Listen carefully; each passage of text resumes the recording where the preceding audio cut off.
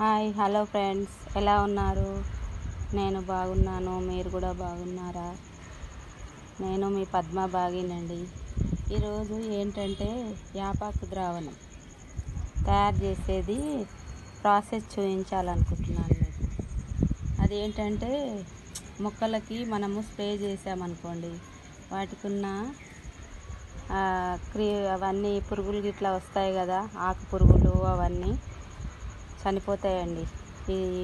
ఇది వేసి ఈ 2 పచ్చిమిర్చి, ఈ 3 ఎల్లిపాయలు కచ్చా బిచ్చా దంచి ఈ యాపాకు పౌడరు ఇవన్నీ మిక్స్ చేసి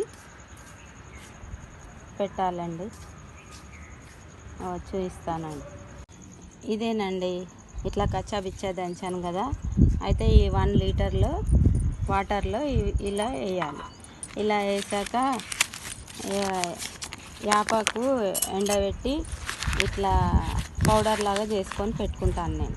అయితే 1 స్పూను వేయాలి.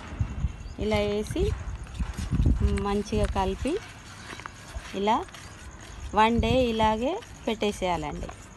1 డే పెట్టేసినాక ఇంకా అంతా ఈ పచ్చిమిర్చి, ఎల్లిపాయలు, ఈ యాప పౌడర్ ఉంది కదా, అంత నాని మంచిగా చేదులాగా అయిపోతుంది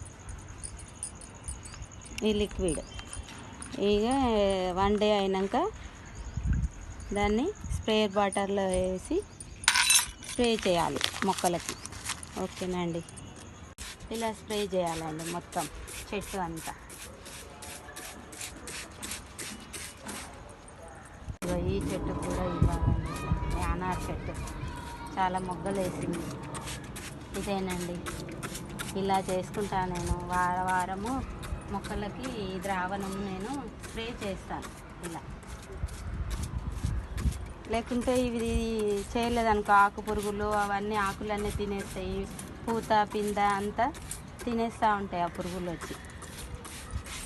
అందుకే ఇలా స్ప్రే చేస్తానండి నేను అంతా, చెట్టు అంతా తడిసేలాగా.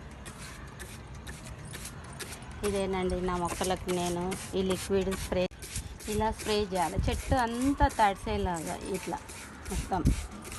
ఎందుకంటే వీటికి ఈ ఘాటుకు ఈ పురుగులు అనేటివి చనిపోతాయి. ఇంకా వేరే పురుగులు వస్తాయి కదా, ఆకు పురుగులు అవన్నీ చెట్లకి, అవన్నీ కూడా రాకుండా వీటి దగ్గర రాగానే ఈ ఘాటుకు పారిపోతాయి. ఇంకా చెట్టు దగ్గర వచ్చి వాలినాయి అనుకోండి, చేదుగా ఉంటుంది. అందుకని ఈ ద్రావణం ఇస్తానండి నేను మా గార్డెన్లో ప్లాంట్స్కి. ఇట్లా 1 వీక్కి ఒకసారి ఇదే ద్రావణం ఇస్తానండి, ఏ పురుగులు రాకుండా. ఇలా చెట్టు అంతా తడిసేలాగా ఇవ్వాలండి.